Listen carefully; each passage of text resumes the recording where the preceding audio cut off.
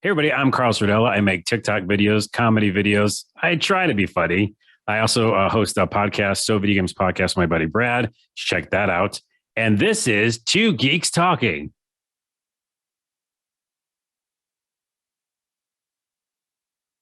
Good morning, afternoon, evening, everyone. Two Geeks Talking is an entertainment industry interview show where we interview the creative people from the comic, film, TV, movie, and video game industries. And of course, I'm your host, Kurt Sasso.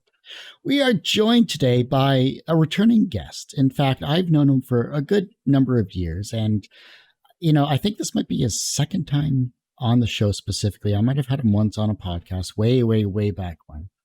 But you know his work from, of course, TikTok, as well as the So video game podcast and a few other things that we'll talk about as well, too. But we're joined by the ever-talented Carlos Rodela. How are you doing today? Good. How are you doing? It's been a while. I know. It has to be. And I was looking back on some old forum posts, actually. And I think it was like 10 years ago when we were with the collective. Wow. Time flies crazy. That's so weird. Yeah, it was a while. It was a while ago. And I remember we were talking about podcasts and kind of all started from that and nerd geekdom stuff and comics and stuff. So yeah, I'm glad to chat again. Steve, Jason, and a couple of others as well too. So yeah, the collective, the collective minds of geekdom. There you go. But for those that don't know anything about yourself as a creative person, tell us who you are and what you're bringing to Geeks Talking. Hey, I'm Carlos, and I do videos about comedy, or I at least try. Yeah, I've been doing podcasting and video creation for, 15 years, maybe longer. I don't know. It's probably been 20, and I don't want to think that because that makes me feel really old, but I think it's been that actually. And yeah, I've always done creative content, making stuff focused around comedy, but also nerd stuff that I'm into. And video games have always been a part of what I do as well. For a very long time, I did gaming press. So I was the guy at E3 going, hey, this game looks cool. What do you think? And interviewing people and just basically talking about games on podcasts back then being 2010, a while ago. And then working with GameSpot and all that kind of stuff. So I did a lot of gaming press. And then right now I'm actually kind of in the gaming industry. So I work with game developers as my day job. Anytime I'm not working, I'm making content that is trying to be funny. I think you succeed. I think you're also thanks. reliving your heydays from the massive coffee chain that I'll probably get sued if I say its name or something like that. Oh, we have to say the name because it's part of my thing. Fair enough. Starbucks Yes. PTSD. I'm sure that is coming through in your hilarious videos. We can talk about the origin of those sketches, Actually, specifically curious, Starbucks. Yeah. But before I get to that, I want to mention also that the other thing that I do every day is get really excited about the So Video Games podcast that I do with my buddy Brad. So that's another thing that I do outside of work that it's just really fun because we have so many people who listen that just look forward to it. And it's always great when you can connect with people or video games. So that's another one of my loves because, I love playing games anyhow, and then getting to talk about them. And we both kind of have a different perspective. I want to say he's the more pessimistic one. I'm the more optimistic one. It's generally how it goes, but it's really fun to do that too. So just want to give a shout out to that at the beginning of the show. Looking at, of course, your Starbucks sketches, because that's your most current venture. And we'll definitely dive into the podcast because as a fellow podcaster, I understand the need to promote a show. How did the inspiration for Starbucks, your comedy sketches on TikTok, get started? Yeah, like a lot of people, I think the pandemic pushed us into thinking about things we could do while we're just in our apartments. And for me, my main routine, specifically during the pandemic, and also a little before that, but was to go to Starbucks. That's the only thing I really did. Maybe the only thing I still really do. Yeah, in general, I would go to Starbucks and I, made friends with the baristas and talked to them and kind of watch what was happening in front of me or around the area. People ordering venti waters. And I was like, why are you ordering free water? I don't get this. And all the things that just were baffling to me. I just was like, okay, these are all little sketches. These are just really weird things that happen. And so then I would actually ask the baristas too. I'd be like, hey, what are some things that have happened to you, today or something? And they would just tell me. So then I went home and I was like, well, I do sketches. let me just do these short ones.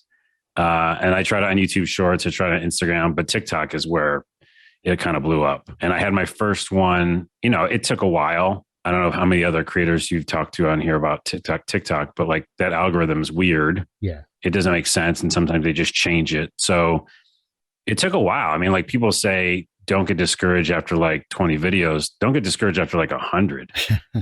Because it takes like, 70 to 80 maybe to like start getting traction. But yeah, I was in the pandemic. I was just like, I'm home. I'm going to make these anyhow. And then when they started taking off, it's still like tomorrow, one could just not do good. So it's not like a guaranteed thing, but more did better than not. In that momentum, one of them went to like 3 million. And when that happened, I was like, oh, okay, well, I think people are tuning in. So I'll keep making these. Yeah, I have talked to a few people that have found better success on TikTok than they have on Twitter and on even YouTube for that. I just think a friend of mine said, who's a filmmaker, he was saying TikTok handles people being creative better than just doing silly dances and everything like that. It's all about the content you put out is the content people see, is the content people like, not just something randomly. Yeah. And I think that for all the things I don't like about the algorithm, the thing that does well is that it does like listen to people's patterns and what they, like you're saying. And if you can do it right, you can like cultivate your own For You page pretty good. So if I go on there this morning, which of course I go in there every day, it's got some comedy, it's got some nerdy sci-fi stuff, it's got some science stuff. And then it's got stuff that I wasn't ready for, like just it wants to show me. But I think that's another way that, content creators can get seen, because it is, if you start liking somebody's stuff, even like with YouTube or even Facebook or something, you don't see the stuff you like lots of times. Mm-hmm. Like that homepage isn't necessarily what you want to see. I think TikTok does do that pretty well. And it's just another discovery platform for people who make stuff. And I'm sure in a year or so or 2 years, something else is going to come up that some other people will gravitate towards, and we'll be on the same flow once more to keep our names out there and up there. Yeah, that, and also just the rotating algorithms of the platforms that are now available. Mm-hmm. Because like right now, Instagram is trying to play catch up, and they have Instagram Reels. Right after this podcast, I'm going to post my new video on Instagram, but I posted on TikTok first. I kind of do that kind of staggered approach. And sometimes Reel will blow up even more than on TikTok because they're experimenting. And then here's an interesting thing. Just recently, YouTube Shorts, I had one go to like 90K, and those are normally like hundreds of views that I get. I didn't do anything different.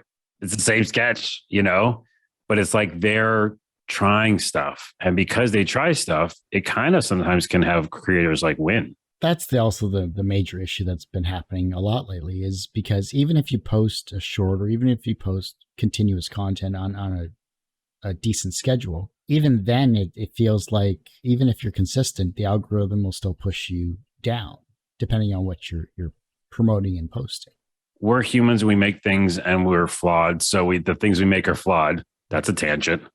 And then because of that, these algorithms are not going to be perfect, and they're going to be actually the opposite of perfect. They're going to like not help creators when they should, and not based on like, the company's evil and they're just trying to like push down independent creators. They just haven't done it right. Recently on YouTube Shorts, like, and it's not just because of I'm happy that my content is getting views. It's more like I'm watching the patterns, Instead of getting hundreds, some of my videos get thousands. Again, I don't think the content's better. It's just like YouTube being like, okay, well, maybe we do this doohickey, and it shows more people's stuff out there. And, it's just like when you go to your YouTube homepage, either on your phone or on your PC or desktop or whatever, it shows the shorts now. And it just didn't do that before, right? Like you're scrolling down, and instead of just seeing regular like horizontal content, you'll see the shorts. So yeah, it's a weird world, and you just got to keep making stuff. The fact that we're 1 out of 7 billion people creating content for the masses in the world, and we're struggling to get the voice out there, or we're successful in getting our voice out there, depending on the day or the hour. Yeah. I mean, it comes down to just keeping at it, I guess, and eventually something will stick, just like spaghetti on a wall. Yeah, or those little weird things you used to buy in the gumball machines. Yeah, throw it. Yeah, the Yeah. suction cup ones. Yeah. Yeah. But I was going to actually bring kind of another tangent I was going to bring up is that, yeah, why you make content. Like you've probably talked about in the show before, but like for me, it really is about connecting with other humans, and like I want to find that connection. I think any artist or creative person does that. And for me, I think Starbucks, why it's working, and I do have other series that I'm working on. I'm trying to get other series going, but the Starbucks one, it's so relatable. And so if I make something about like one of the most successful ones is pumps, like I noticed people getting so many pumps in their mochas and drinks. And I was like, I have one pump usually that I ask for, maybe not, but they're like 10 pumps of vanilla and blah, blah, pumps of caramel. And I'm like, it's just all pumps. So that's relatable because people can watch someone right in front of them in line doing that. Mm-hmm. So I think that a secret to success of content, especially when like comes to comedy. And by the way, I don't know why I'm saying like the secret to success, like I figured it out because I have not. But for that particular sketch is that it's a relatable thing, like a super, anybody gets it. Like, oh yeah, coffee, and they put a lot of pumps in it. Okay. It also comes down to you're hitting a niche of people that drink Starbucks. I mean, that too, yeah. You're focused on the avenue of the Starbucks theme, and you're taking what you're observing and you're putting it into relatable content, which is drawing traffic towards you, which is getting you more hits and getting you more views and getting you to a wider audience. So, I mean, you're definitely doing something right, obviously. It's funny though, because a lot of times the comments will be just about the coffee or the Starbucks experience. And I'm like, well, I'm over here, guys. Hi, I made a sketch. Did you think any of that was funny? And like, while it's good that like so many comments are on it because people are talking about like, no, you do this. No, actually, I work there and I do this. I'm always like, sometimes I'll go back into the comments and be like, so was it funny then? Or like, did you laugh? Because literally I've had one sketch blow up and I don't think any comment was that about the sketch. And I was like, but I was trying to be the funny guy. That's the only downside, I guess.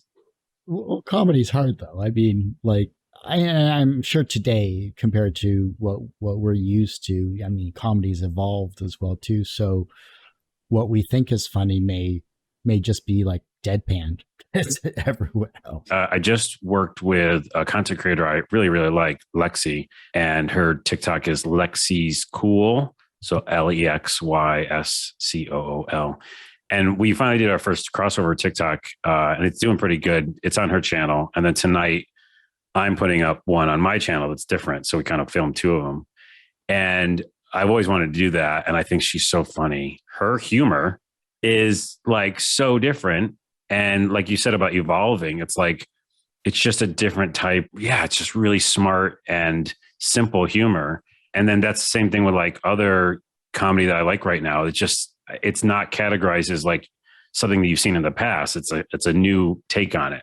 And so that's why I immediately wanted to work with her, because I thought she was so funny, and I can't do the humor she does, but I can do kind of like awkward stuff too. So I think it fit, and that's why we did one together. But yeah, comedy changes. It was good. It was a nice, you had your style that is consistent in your videos, and she had her style, and it felt it almost felt very like John Cleese, rather. Very, very like kind of like deadpan, straight, not really showing any true emotion, but going through the avenue of the sketch itself, but still it had a hint of, you could tell there was humor in it. Yeah. That's her style. Mainly is kind of like a lot of talking to camera, which I've only done in like 4 sketches, but that breaking the fourth wall kind of thing. And she also just kind of like, does a lot of statements. And then within the statements, you find the joke. I think Monty Python's a good example. Yeah. I really love that kind of humor. And I think it works because for us, like I do a lot of reaction, a lot of straight man character in Starbucks being like, what are you talking about? What's happening? Like, by the way, that's all my sketches. It's just really, seriously, okay. That's all of the endings. And so that's why I was like, I'll just have that character talk to that character who, obviously is going to talk to the camera. and it worked. Funny thing you mentioned John Cleese though, real quick, is because someone said one of my sketches that did well reminded them of the parrot sketch. Oh yeah. And I love that comparison. That's like a dream comparison. Nice. And I think it was about some character upset, like returning something in a way. Like, do you have this? Well, do you have this? You know? And that's it. Same, you know, the parrot sketch is brilliant. Yeah. If people haven't seen it. I mean, it's a classic. I mean, if you haven't seen it, and the fact that it segues into the lumberjack sketch so seamlessly is hilarious. Everyone thinks the transitions were awesome. Yeah. And that's standard age of television. That was like, there was no like, you know, split screens or anything like that they were doing, or there was no like wipes or anything. It was just simple, let's pull out a backdrop and here we go. And but it was ahead of their time. And also Faulty Towers, and pretty much you can go to any British comedy for that matter, and their style of comedy, I think, fits in today's society where you don't know what's really a joke and you don't know what's not. Yeah. And by the way, there's a documentary right now on Netflix, or it's probably been there for a while, on Monty Python, and it's like a 4-parter. Oh, damn. So I highly recommend that for everybody, including our younger listeners or viewers, because it's good to see where a lot of that kind of deadpan stuff came from. They really were originators in a lot of it. So I always give them, shout outs, because I grew up with that stuff going like, whoa, what is this? I'm confused. And I mean, hope that some of my stuff, as I keep doing it, does that for other people. Like, why is this character acting this way? Why is this character ordering this weird drink? Why is this character doing this thing? That's exciting to me. And I think my next series is a series that I did on YouTube a while ago, and I'm going to try to bring it back. And you hear her first, by the way, people, on Two Geeks Talking. There are 2 characters. One is kind of like based on me, and it's a straight man, of course, like what's going on. And the other person's the dude bro guy. And I love playing that character because I can take all the things I don't like about a human or people in society and put it on him. And so he's just like, whatever, dude, you know, he's just that guy. And it's so easy to go into him. He's like, what? You're just an idiot, you know, like he's just, and I hate that person, or I hate the idea of that person. And so I haven't brought that to TikTok yet. I'm going to try that and see if that works. That's a good one to say something about like society and hide it within funny characters.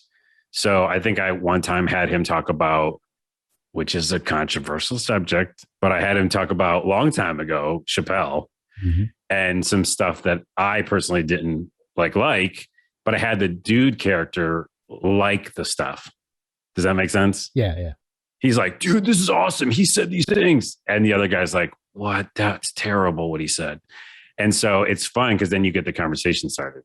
There's a few other TikTokers actually that I've seen out there, like Call Me Chris, that has a similar type of character where it's a little more lowbrow in terms of the dude character. Like he's just a complete idiot. Yeah. But has good intention. He's a good intentioned idiot. So it's like, it fits the comedy that she has put together. Right. Yeah, she's awesome. Yeah, just her versatility with that. But that's a lot of the stuff that I watch on TikTok is like that though. So I watch a lot of comedy like yourself and like Call Me Chris, and a lot of the comic book ones that are out there, like Red Panda or something like that, and a few others, are just the time that gets put into creating these sketches and just to get thousands of views or less or less. Yeah, easily. Yeah. I had hundreds of views when I started, and I still can do one tomorrow morning, and it's just, you know, hit or miss. And tomorrow morning you could do like 400 views maybe or something. I don't know. I think now I'm at the minimum would be like thousands or something, but still when you do something, you spend some time on it. You shouldn't use that number as a judgment, but it's hard not to. All the effort that I'm putting into this, and now I'm speaking personally, just because doing this stuff for 15 years, you know, all of the stuff that I'm putting into to get under 10 views on a video, even though it's a long format video, it's not shorts or anything like that. It's sometimes it's disheartening. It's just like, I put all this time into, I'm actually editing videos now. Yeah. 2 years ago, that wasn't happening. No, I know. I mean, disheartening is a nice way to put it. It's devastating. Some of it, again, is discoverability. Not even some of it, almost all of it. Because like creating the content is one thing. And if people like it or not, that's cool, but they have to see it. And that's always been a problem, even since when I started, which was, again, showing my age, 2009. It's probably when I started making content. It already was a problem back then, which, by the way, real quick, I can't say final tangent. I'm just going to keep doing tangents. Sure. Back then, there was a company called Ustream, and Justin TV. And I have another story that I almost worked for Justin. And Ustream was like a streaming service like Twitch. And they had a homepage. And if we did our videos, back then I had to do a show called Red on the Web and Press Pause. If we did our videos on our own website, it would get hundreds of views, just like today. Nothing's changed. But if we got the homepage of Ustream, 8,000, 10,000, and it was just because they saw it, And then we would do live. Obviously, those would be live shows. And we get people from all over the world watching our show. And we're this teeny little show in a basement who normally would get hundreds of views, but we are on the homepage of Ustream, got 10,000 views, and people from all over the world, like in different languages, enjoying the show. So like that tells you right there, that's 2009. It's the same thing today. Like nothing has changed. Yeah. All that's changed is now we have companies that are managing and streaming and focusing in on what works for them to generate the most amount of revenue for them. And then give the pittance to the creators themselves. Yeah. It's weird. I feel like there still needs to be another site. And like you said earlier, like there'll be another thing after TikTok. TikTok's pretty gargantuan and has pretty good backing. There can be, obviously, I love competition, right? Mm-hmm. Breeds creativity. But like, I don't know what that next one is, but there still needs to be another one that is even more focused on creators and more focused on discoverability. Because right now, I'm like 400 views away or 400 followers away from 10K, which at 10K, this is kind of for everybody watching. If you're making content at 10K, you get to go into the creator fund, which means you get a little bit of money from views, but it's so small and it doesn't really work fully because it's a whole cumulative pool of money. Mm-hmm. And the more people that join, they don't increase the money, which doesn't make any sense to me. So it's still based on views and you can still make some money, but I just want another site too that's more focused on creators and paying them and helping them, but we'll see. And that's the same with YouTube and the same with those types of things. The fact that not even affiliate marketing, but just to get into their pool, you have to have 1,000 subscribers and 4,000 hours watched. Unless and they don't count shorts either. That's the other thing. Yeah, that sucks. You have to have a focused niche. You have to have a fan base that continuously supports you. And you have to hopefully hit that 4,000 hours within the year because every month it rotates. It shouldn't. I know that. It's so dumb. How about just cumulative hours? Just stop it. Then I wouldn't have been discontinued back in 2016 when they cut a bunch of people from their partnership there. It's so silly. Yeah, it's been a struggle. But besides the Starbucks sketches, of course, on your TikTok, you have done other sketches as well too, and I have seen some comic books and a few other things as well in that regard. But are there any videos that you're doing in terms of comics just to kind of give yourself a break from the Starbucks? Yeah, I try. It's like I go, I'll try this new idea that I think is really funny. And then people are like, just give us the Starbucks videos. We don't okay. But I did one that did okay. And meaning like people liked it and commented and stuff. And it was Spider-Man versus Batman. And so I'm wondering if I should just do a whole series about versus, because I think that might, people can chime in on that. Similar to last time, I was like, are you going to talk about the video too? Or just talk about Spider-Man vs. Batman. I liked it because it was something that I was thinking about at the time, watching a Spider-Man movie, probably the new one. Two characters trying to decide who's better. And I won't go into it. It's weird to like take apart a 30-second video, but one of the guys talks about Spider-Man being not cool because he has like fly around the city. And like, if you're going on a date, that's not very fun. Like, better wear some long pants because they're going to be the wind's everywhere. And then the other guy's like, yeah, but Batman's got like a Batmobile. You don't even have a car. And like, I could open the Batmobile and like Prince music's playing, call back to a movie. Anyways, it's just kind of like them going back and forth. And I thought that was fun. So I might do more of those. But it also comes back to like your classic geek debate that you have with your friends, sitting around, playing games and all that stuff. And obviously something will come up and, it sparks a good debate. And, at least you can throw your friend out if they have the wrong opinion. That's all. Right. And you say they're wrong. Yeah. But to both our points, that's the relatable bit, right? And by the way, which one is better? Yeah, well, I'd rather have the money, so I'll go with Batman. Oh, okay. Wait, is this us being the person or just better like in battle? Because that's two different things, I guess. Yeah, but if we're like the person, then yeah, Batman's got more money, obviously. Yeah, but Spider-Man has more strength and definitely, he's been holding back all these years as well too. So it's not like he could easily crush everyone. Like it's I know. I've always said that he's so damn strong. He could like punch someone and they die. But there was a bit where, and I'm sure someone else has said this and picked it apart or whatever. But when Doc Ock took over Spider-Man's body, and he fought the bad guys because he was basically taking over Spider-Man's life for a bit, because they swapped bodies or whatever. I don't know the whole storyline. This is whatever this is. He punched a mugger and took his head off. like completely decapitated him, and Doc Ock was like, how he's been holding back this entire time. Right. Yeah, exactly. It's funny. I just got a memory, or a memory, either one. And I used to draw comics. Back to the comics is a connection. I drew comics when I was a kid in high school, and I would, like look at a lot of stuff I liked, McFarlane and Frank Miller and stuff. And I would just literally copy. Now I wouldn't trace, but I have this like weird ability to copy things. Nice. I don't know if you have that where you can like look at something and draw it. No, God, no, not even close. I know. When I grew up, I thought just everybody could do that. And so I would take out a frame. I'd look at a frame of, Spider-Man and McFarlane version and just copy my character on top of that body in a way. Like, as I had a character named Sergeant Z.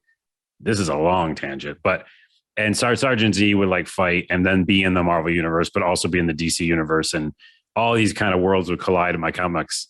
And I remember having Spider-Man, and I think he did knock someone's head off or something. I remember it going like, he's super strong even back then. Yeah. And he should like just be able to destroy. I think he was like fighting the Hulk and like he was holding his own, Yeah. I have some of those comics still, and I'll have to find them. But I would draw like episodes like every day, like little episodes. Almost sounds like you have another series you could potentially bring back.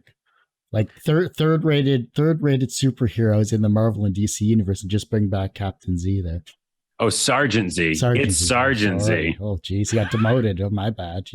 I think there was a Captain X at some point, though. So you're not. Yeah, I'll bring back Sergeant Z. Although a lot of that's costumes, and I have to like spend more money on costumes. I don't know. Here's what you do. You just do like a simple whatever the top half is. Don't even worry about the bottom half. It's like, you're out of uniform. Yeah. It's in the corners. Yeah, the whole thing, there is no uniform. It's just like, he just say he's a hero. There you go. I'll write it down.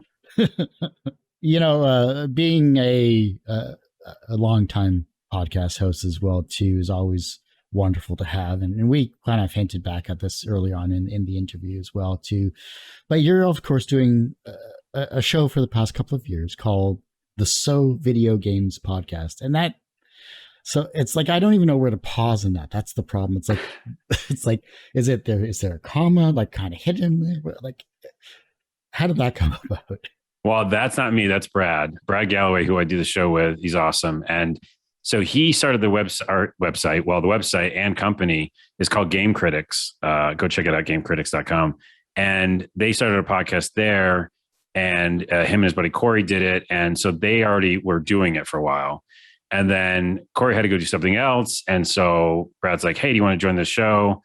And yeah, I just joined because we were always talking all the time, and I play every game. I swear I play every game. And he does too. And so, yeah, I just joined up.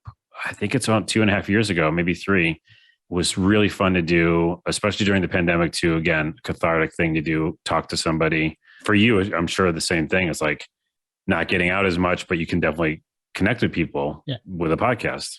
Yeah, podcasting is fun. And the So Video Games, I don't know how he came up with that name, so I didn't do that. But I kind of just jumped in after.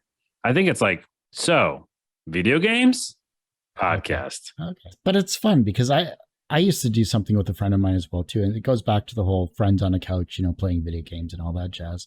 And I think that it's everyone has their own genres and their own favorites and everything along that line here as well too. What are some of the discussions you've had with Brad where it's really sparked a heated debate and conversation? Yeah, well, it can be from game to game because he can literally be like, this game is garbage and a trash fire. And I'm like, I really, really liked it, But I think more times than not, like we'll talk about the industry stuff. Or like for me, here's a good topic is like Nintendo Switch. I think like I enjoy Nintendo, I grew up with Nintendo, but right now that system isn't for me. Like my sensibilities and like what I like out of a game is sitting in front of my TV, big, huge experience, 60 frames per second, high fidelity, and like lose myself in a world. And Switch is like old school. And I love indie games, but like that's kind of a lot of what it is. Like it's a ton of indie games. It's a ton of games you can play on your TV, but few and far between. Like Xenoblade's coming out soon, which is cool. Chronicles 3. But it just doesn't have what I want. So, anyways, the tangent will be why is Nintendo doing this? And these big ideas of like how I don't like the company. And then he'll be like, well, they don't care about being the big console. They want to be small.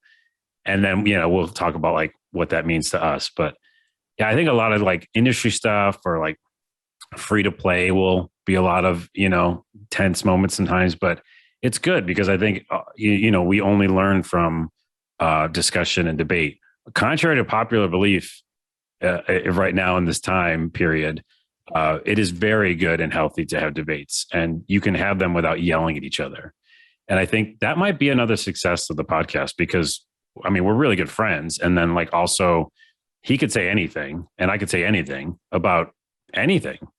The Nintendo, Sony, Xbox, we've like made jokes about all that stuff. And I think it's okay. And I think more shows and podcasts and stuff need to learn that. I mean, maybe they do know that in the creative world, but it's good to have debate, I think. So there seems to be a theme that I'm seeing when it comes to different shows, not saying your show whatsoever, but in general from some of the content that's coming across my feeds and social media, et cetera, is more of a negative approach to watching, say, shows or whatever, saying, putting it down so that they can get views is what I'm trying to go. Yeah, I don't like that. People are making a career out of it. And it's like, at what point do you actually enjoy something then? Because if you're continuously being negative, then what's the point of bringing your entire audience to that level? I'm so glad you brought it up because that's literally a huge selling point for us, I think, if you want to like listen to a podcast that isn't like that.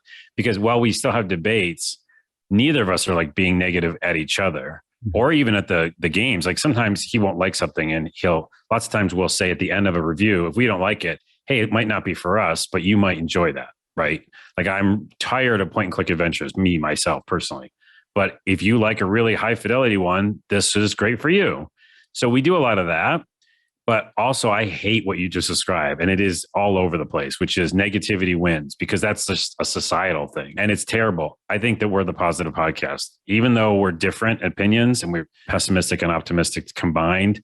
I think that we fight that on our show, like religiously. We want to give, indie game developers a chance. We want to showcase stuff that isn't being shown other places. Yeah, we want to give a fair shake, but also I definitely try to bring positivity like 90% of the show because if you don't like it, then don't play it. Yeah. I got it. Cool. It's not for you.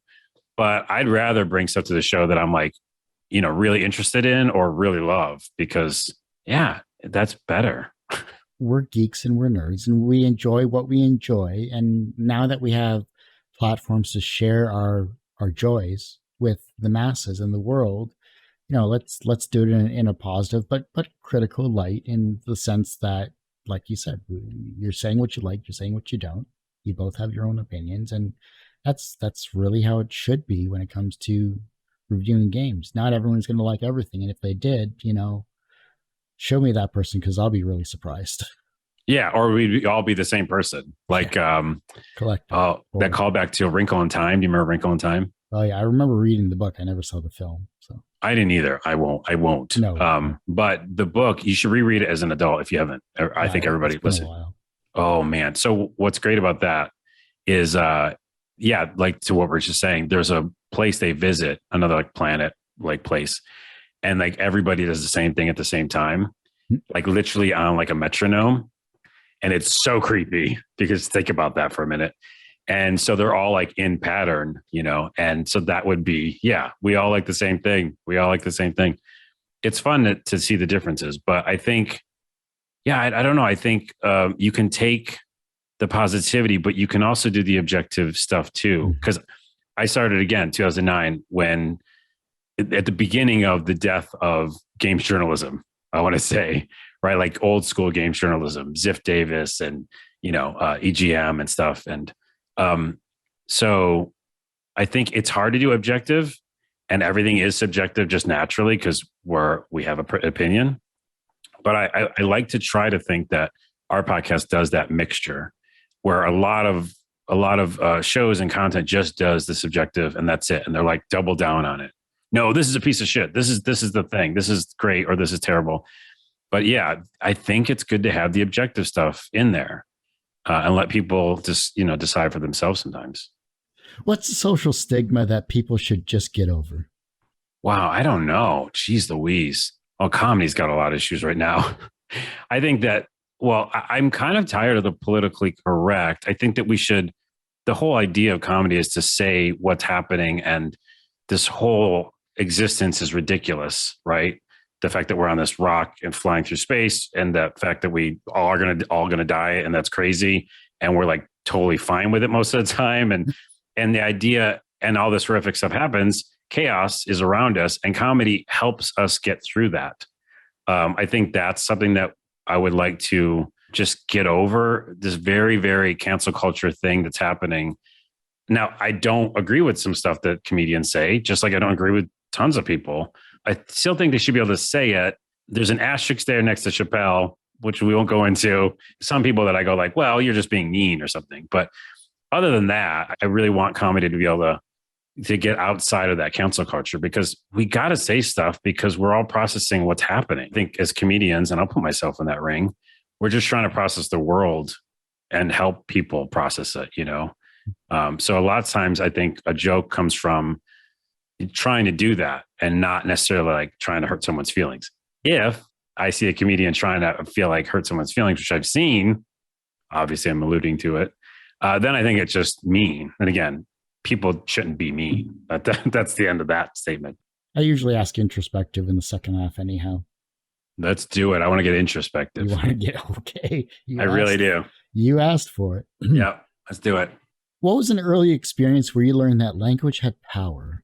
Well, I mean, oh my goodness. You want the depressing one? I know the depressing answer is growing up in a household where, my parents were going to divorce and the words had energy, right? I think anybody who grew up in that situation, which is a lot of people, you just knew that like when the parents were talking in that version of words, it was like something bad was about to happen or it was happening. Yeah, that's probably the earliest memory, unfortunately, because it's like, wow, it's just going to change our whole like household and whole being. Like what we thought was safe is not anymore. And that just happens from words.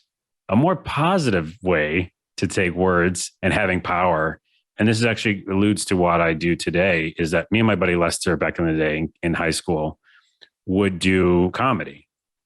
And we weren't class clowns. I think people say a lot of comedians were class clowns back then. No, we liked getting laughs, but we would do stuff that was funny to us. And sometimes it would crack up, the class.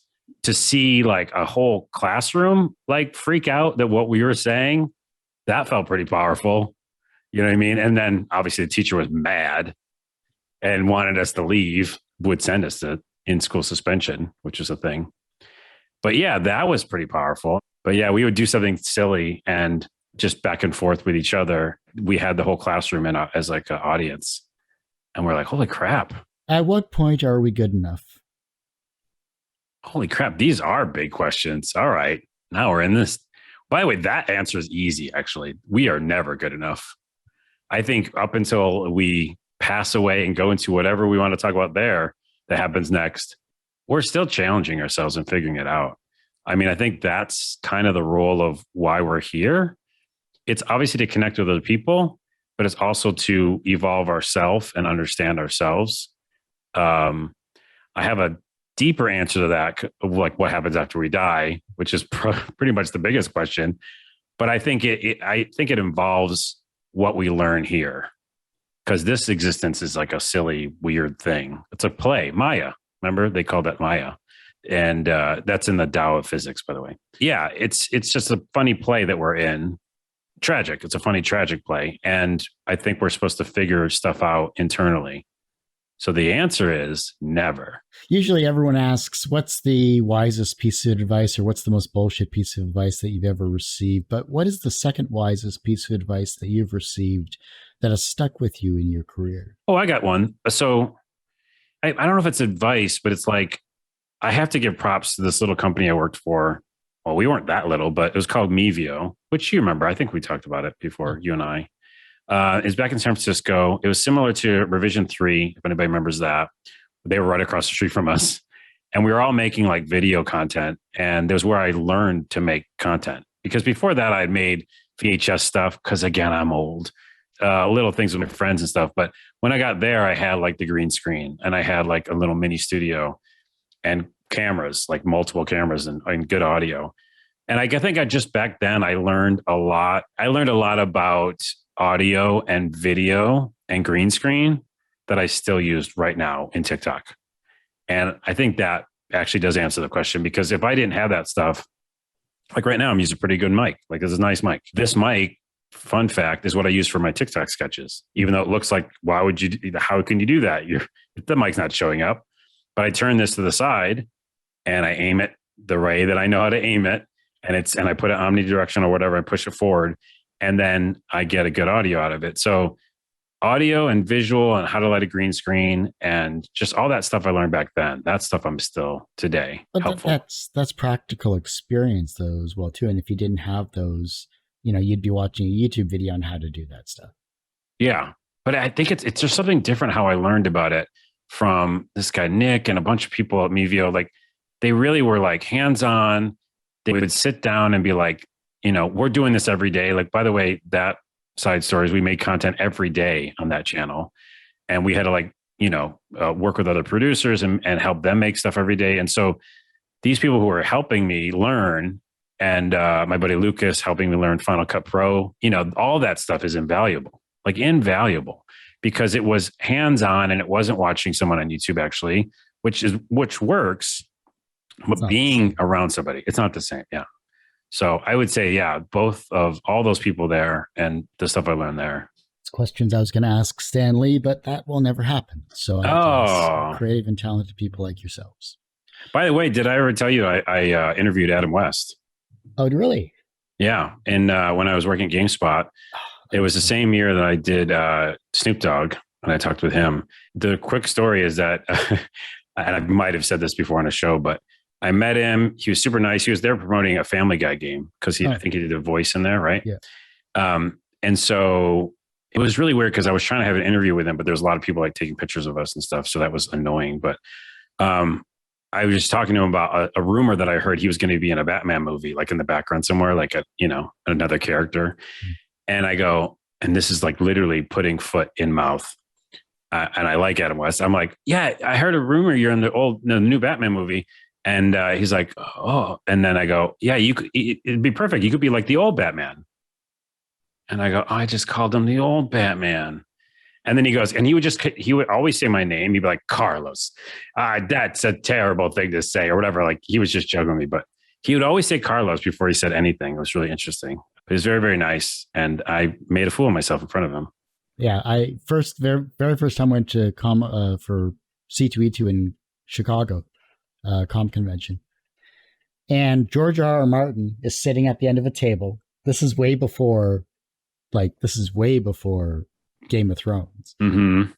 So I thought he was like just a disheveled like guy large guy sitting, just hanging out. Yeah. yeah, just with a bunch of books in front of him.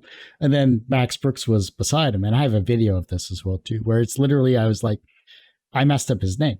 So I was like, Mark, Max, Mike, Brooks. And he's like, okay, stop. Covers the book of his name, the name of his book there. He goes, all right, you got one guess to guess what my name is. What is it? I go, it's Max. He goes, good. Okay, Frank, what did you want to ask me? And for the rest of the interview, he would like change my name at the Oh, that's good. That's pretty funny though. He did a bit with it. That's good. He did a good thing. I still felt like an ass though. So. Yeah. Everyone has one person that inspired them on their path to where they are today. Who was that for you? And I am not prepared for any of these, but I'm finding them. Okay. Inspired me on my path. Yeah. When it comes to comedy, there's just so many like comedians I have inspired me. This is a really tough one. I think to me, more inspirational, and I hate to go back to a previous question or previous answer, but like, is the people that I met in San Francisco when I decided that I could make content, because I didn't know I could do it before, and that's probably the most inspirational you can get. Like I can watch shows and be interested in like, things that I think are funny, but I'm just going to say I'm going to make a new answer and say not a person, but a time period. 2009. It's like etched into my brain. It's like I got to San Francisco. I just moved there and I was given the keys to the castle of like this studio and to make stuff. And I got in front of the camera for the first time, like a real camera and the green screen. And there was lights on me, and the lights are bright when the first time you experience them. And someone put a mic on me and I was like, this is the inspiration. It was those people and that moment going like, oh, okay. And if you look at it, it's on the internet somewhere, probably one of my first videos. I'm nervous as shit, and like it's not good. But when I finished, I go, oh, okay, I can do that. Like I could do that again tomorrow. And it was super inspiring because I saw it online. All of a sudden, next morning, even if it wasn't good, we needed content, so it was on the website, and that was inspiring. From a professional standpoint, you have been a games journalist as well as a podcast host and creative comedy sketch maker as well as content creator for many, many years, and you do very well at it. So professionally, you're successful in that regard. Do you consider yourself personally successful? Oh, no. I think anybody who does comedy, the first answer is no. I mean, so many stories I listen to all the time. I'll plug for Fly on the Wall podcast, which is a great podcast by Dana Carvey and David Spade about SNL. There's the imposter syndrome that happens. I can put up a video today, right after we do the show. I'm going to put one up and think it's terrible and think I'm terrible and think I should never do comedy again. 100% no is the answer, with a slight maybe, because I can look back at a breadth of work that I've done.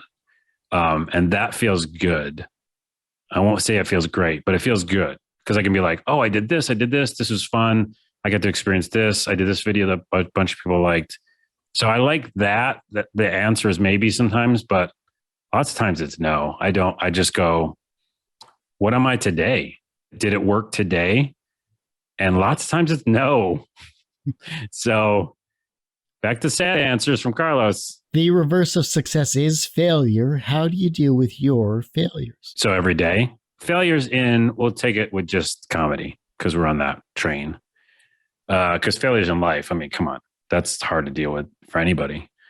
But I think with comedy and creating content, like the podcast, we're very lucky that we have people that like it and that it's just kind of on a track and it just works. And I don't think of the podcast as success or not. I think Brad and I will finish a show though. And I've never said this publicly, but like we'll finish a show and we'll talk for a minute and we'll say, oh, that one was good. It's like sometimes it just feels, I'm sure you've had that same thing. You go, we finish, we wrap something, we go like, that was good. You kind of just know, but we're not like judging it. I don't think we've ever judged an episode ever, which is kind of fun. So that's kind of easy. But when it comes to the videos and comedy, yeah, failure happens all the time. The only thing you do is time, which might be a 99 percentile answer, but like there's no way to really make yourself feel good about it. It just sucks. And I think that the advice would be like, just live in that suckiness and know that it's going to be gone, and easier said than done. But that's what I do. I go play a game. I'll go visit a friend or something and not think about it, because there's no way you're going to feel better. Especially like you said, we spend a lot of time doing something, editing something, and no one sees it. Oh, come on. That's just the worst. So the only thing you can do is just not think about it and go do something else, and then make something else. The short answer to that question is I just make something new. The younger generation is looking at your work and they're becoming inspired to be creative in their own way, whether it's as a content creator or as a podcast host, or maybe something creative that you've inspired that they're going to accomplish in the future. But how can they inspire the generation that follows them? By the way, thanks if that happens to you, to your future people watching. Thanks. That's all I'm trying to do. So I succeeded. And then what you could do if I did that, broken record, but keep making stuff, because if you stop, then you can't inspire anybody. And it's really easy to stop because you go, I'm defeated and I don't want to. Partial answer is to make content, keep making stuff. But also, I guess, just like trying new things. That's probably my answer. Small percentile, I'm guessing. If you're successful in any way and then you try new stuff, it shows people that they can try new stuff, and it gives them the hope to do different things. Back to Monty Python or something, right? Like if that wasn't around, how many people are inspired by what they did? So the answer is, yeah, to try new things, because then it can not only inspire people because they like it, but they can be like, oh, I never thought I could just put a mustache on and do this thing, or make something with no talking, or do something with cartoons. Like this guy, Joel Haver, he's so good on YouTube. He started doing this thing where he does, it's a program that you can use that takes like a cartoon overlay on top of video, and it's painstaking and you have to like render out each frame at a time. But I did it for one of my sketches. It was inspiring. And if I never saw that, I would never even tried it. So I think that's the answer, is try something new. If your life was a video game, what would its title be? And what type of soundtrack would you have? Well, my life would definitely be an RPG. Not only because I love them, but I think that's just accurate. Oh, a title of the game would be, ooh, that one's tough. The title of my life, the video game. My life is weird chaos. Maybe let's go with that. Yeah, that works. I wouldn't want it to be a present day RPG, even though I love those, but because it might just be depressing. It would be probably like an alternate universe RPG where like things are slightly different than they are here, and more mystical, magical stuff happens. Wait, am I in the game? Yeah, because it's my life. I would, of course, be a warrior, and I'd have, I do melee, and I have melee skills, much more improved than my current melee skills, which are not great. And I would have a two-handed weapon of some sort. And yeah, the world would just be weird and different. The soundtrack would be indie music. Yeah, heavy metal or Nirvana, like grungy rock, and then like quiet, like Jose Gonzalez, like quiet indie stuff too. So the tangent was, I wish more games would use music in their games. Now I know licensing's tricky, but you'll see a trailer for a game and it's like this amazing indie song or a popular song or whatever, and it's never in the game. And I play like games for, 60, 70 hour like RPG or something. And when they do show up, it's amazing. Yeah. Two examples. Red Dead Redemption 2 has a moment. Did you play that? Oh, yeah. Yeah. Great game. There's a moment. Do you remember where they're like on a trail? Like they're all like in, they're going somewhere. It's like near the end of the game, I think. Mm-hmm. And they're all like in wagons, and like this huge music comes in, like the score. Yeah. And it's an actual song, like with singing, and it feels so epic. And then Dragon Age Inquisition. There's a moment in that where like they're all in this big moment and this song comes on. I just wish more. You're right. I want more of that in games. It depends, though. I mean, there are some games that do it really well. And here's a kicker. I've never played Minecraft until like a year ago. I spent just a day listening to the music on like a YouTube loop or whatever. Oh, yeah. And it's incredible. It's some solid stuff. And I have a musical background, too. So, I mean, I loved, of course, Final Fantasy and everything like that. But it was this type of music that was just really well done. It kind of went back to the old 8-bit days of music where you were playing like Mega Man or Double Dragon or things like that in the arcade. Yeah, don't get me wrong. I can really enjoy a good 8-bit, 16-bit soundtrack style. And I used to listen to Kid Icarus and a ton of other, like, Kid Icarus? Oh, yeah. Yeah, a lot of like chiptune stuff. I love it. But there's just something about like a vocal in a song or even like just kind of an indie guitar thing that can like really bring a lot of emotion out. And I feel like I see it a lot of times in trailers, but not in games as much. But we could wax poetic for another couple of hours, but I hate to say this, Carlos, but that ends this particular episode of Two Geeks Talking. I want to thank you so much for coming on the show. Hey, thanks for having me. This was really fun. Before I let you go, where can we find you? How can we support you? And where can we find your various endeavors on the internet? Yeah, TikTok. It's Carlos Rodela. Wait, it's probably right there. There it is. It's on the lower screen. TikTok.com/Carlos Rodela. I just changed it to my name. I was like, I'm just going to say my name. I'm not going to do anything like cool or snarky or funny. It's just my name. And then on Instagram, I'm Carlos Comedy, just because I couldn't get, I think, my name, which is weird. So anyways, Carlos Comedy on Instagram. And then YouTube is also just Carlos Rodela. So youtube.com/Carlos Rodela. And again, I'm doing more sketches on there as well.